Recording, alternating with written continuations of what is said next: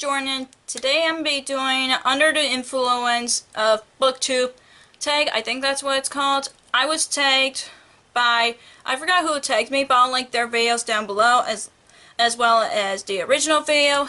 And I've been tagged to do this video like months ago. I'm trying to catch up on all the book tags that I've been tagged in as of right now. So I just decided to do this book tag since there has been a lot of videos that talk about BookTube lately, but let's get started. So I got my laptop here and I'm answering questions from my laptop, and that's why I'm looking down, because the questions are like right there. And the first question is, what is a fantastic book you read off the recommendation of another booktuber? And oppositely, what is a book that you've talked out of reading because of a booktuber's review? And I picked A Stay in Charlotte by Brittany Cavallaro, and this was recommended by Rocky from A Blonde with a Book, which I'll link her channel down below. She talks about it a lot, and with her talking about the series a lot, it made me want to read the book, and I end up loving the first one, and I'm going to continue on with the series from there. And I just read it from her recommendation, and I read it and loved it. The next question is, has BookTube opened your mind to or changed your mind about any genres? For me, it all depends. I still didn't change my mind about horror. I would not read horror whatsoever, but I've read more historical fiction thanks to BookTube. Like I've read Stalking Jack the Ripper by Carrie Maniscalco, and I love that. And there's My Lady Jane, and then I just read the sequel, My Plain Jane. So it's not like I didn't change my mind about historical fiction. It's just I've been really specific on historical fiction, but now I'm like open to read more historical fiction that takes place in other time periods other than World War II, which is the one that I've read the most. So that kind of answers the question. The next question is, how much time did you spend on YouTube before BookTube, and how much time do you spend on it now? For YouTube, I've spent mostly maybe an hour or two on YouTube before I watched BookTube, but now since BookTube, I've tried to watch everybody's as much as I can within 2 to 3 hours maybe. That would be the max for me. So, and I tried since I just graduated from college, I'm trying to catch up on everybody's videos just because I missed a lot of them because I want to focus on my schoolwork, but now I'm now I can catch up on watching BookTube videos. The next question is kind of an easy question for me to answer, and is, how many books did you read per month, per year before BookTube, and how many did you read now? For the average before BookTube, or just in general, I've read at least 25 books a year, which is a good number for me. In high school, that's the maximum of books that I've read every year, but now with BookTube, I've read more than that, and my goal was, last year I set up a goal to read 50 books, but I've read 80 books last year. It's crazy, because I didn't think I would read that many a year, and I'm catching up on my Goodreads reading challenge for this year, which is 55 books. I know it's still around the 50 book range, but it is a good goal for me in case I end up reading more than 50, so I'm just really proud of myself to read more than I usually do. The next question is, has BookTube affected your book buying habits, and if so, are you pleased or displeased by it?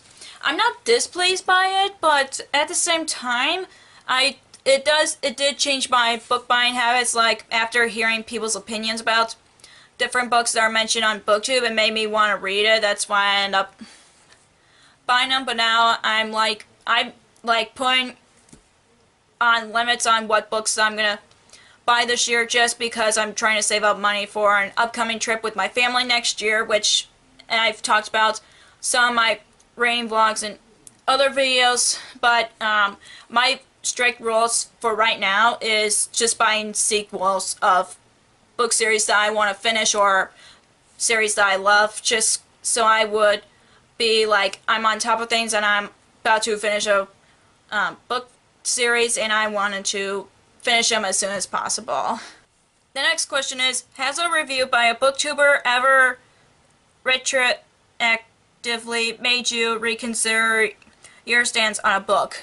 Yes and no. Like, it all depends on the book. It's like, I love hearing people's opinions about, like, books that you probably don't hear every day, but they were, like, from different book subscription boxes, like Alcray, for example, and I've been loving the books that they send out so far, so I don't have a problem with any of them, but there are some books that I'm always, like, need to hear another person's opinion on before I jump into books, because some of them, like, grabs my interest, but at the same time, I don't know how I feel about actually reading it, just because I don't know if I end up liking it. That's why I sometimes go to another person's Goodreads page or their review video, just so I know. I don't watch a lot of review videos as much, just because I don't want them to have, like, bad reviews on a book that I'm really excited about to make me not want to read it. That's why I don't watch a lot of review videos, only if the ones that I'm really concerned about, like I'm interested in it, but at the same time I'm not sure if I'll read it. That's why those are the reasons I go to book reviews. The next question is, are there any videos you've been inspired to make after seeing another BookTube's videos? And the next part of the question is, have you ever felt inspired by another BookTuber's style, as in videos, book organizations, or personal style, anything? Yes, I have been inspired to make different videos based on another BookTuber's videos, but like the ones that, like, I did a book recommendations video based on, like, if you're a Disney fan, I did that. That was, like, my own idea, and I know another BookTuber did that, but I was like, I did it first, but it wouldn't matter because I like to hear their recommendations based on, that reminds me of Disney movies. But, like, there are some, like, book tag videos that other people done that inspire me to do it, just because it's a trend kind of thing, but at the same time, I'm literally, like, trying to come up with my own ideas, because some of the times I feel like my channel isn't good enough and I had to follow these trends, but at the same time, I know that many people are still watching my videos, and it makes me feel confident that there are going to be more people that will enjoy my videos as well. And for the second question,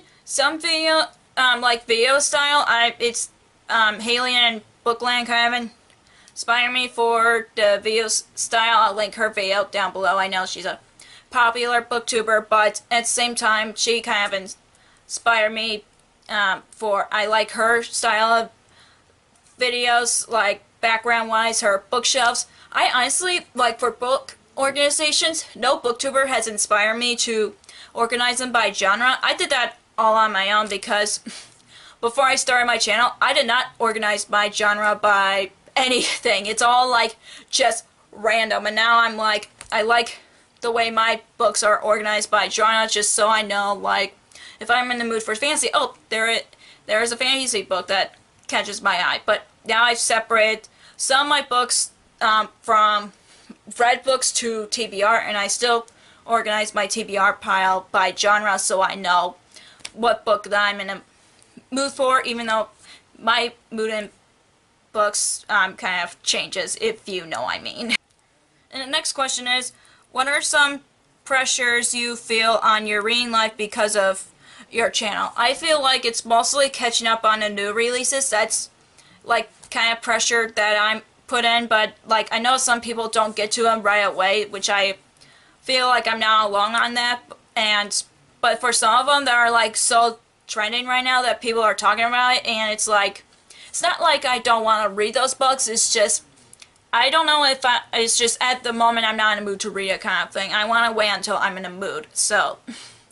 But I know there's certain newly released books that I want to read, so I just hopefully get to them as soon as possible, and yet at the same time for other book releases, I kind of want to wait until I'm in a mood for it, because that's how I usually go, because last year I've read a lot of newly releases that it drove me crazy, that I've read a lot of them. I don't remember the exact numbers, but at the same time, I just want to catch up on the ones that I haven't read too that didn't came out until like 5 years ago, for example. And for a newly released book, I want to wait until I'm actually in a mood for it, unless someone said you have to read it, and I would probably add to my on top of my TBR pile, so I know that I have to read it for the next month, that sort of thing. And the next question is, in what way, and if any, do you feel the social event element of the community has influenced your reader, and do you think about books differently since joining? Not really. I mean, there's a lot of books that are popular that I didn't even know about until BookTube, like Throne of Glass. I did not know anything about Throne of Glass series until BookTube, and how good of a series is. I still haven't read it, don't judge me, but I wouldn't have picked it up, Throne of Glass, if it weren't for BookTube, and some other books that I've read in the past, I wouldn't have picked those up if it wasn't for BookTube, because creating my own channel really changed a lot for me. Like, I'm passionate about reading, but I did not expect this to happen to me. Like, I would end up in a reading slump once in a while, but this year so far, I've gotten a lot of reading slumps just because it was my last semester of college. I want to focus on college more than reading, so that's why I was in a reading slump, but now I've beaten it. I am, like, really excited to read more books that I've been wanting to read, so that's kind of what I went through since joining BookTube. And I do not think of books differently after joining BookTube, just because my reading taste's still the same, but at the same time, I like hearing people's opinions about books, because it makes me want to pick those up just based on another BookTuber's opinion.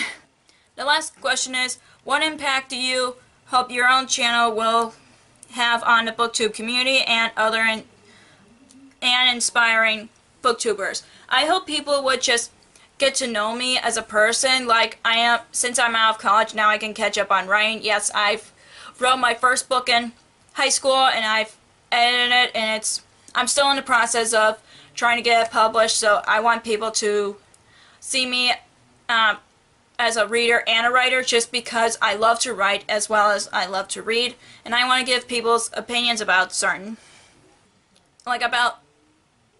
things about as a writer and a reader, and I'm hoping that other inspiring booktubers would join the community. Like, even though many people there's just so much drama going on that I didn't want to be part of, but at the same time, just don't focus on the bad stuff. Think of the good stuff about BookTube community, because that's all everybody wants, is the positivity instead of the negativities, if you know what I mean.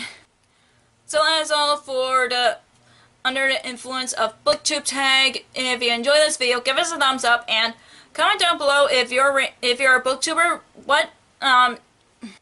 Please comment down below what you think of how reading changed for you as a booktuber, if you're a booktuber, and if you're an audience, have your reading changed since you've started watching BookTube? I would like to know. And if you want to follow me on social media, I have Facebook under Lost Reader, and I have Twitter and Instagram on LostReader19. I also have Goodreads, which I'll link down below. Don't forget to hit subscribe if you want to see more bookish content from me. Thank you so much for watching, and I'll see you in my next video. Bye!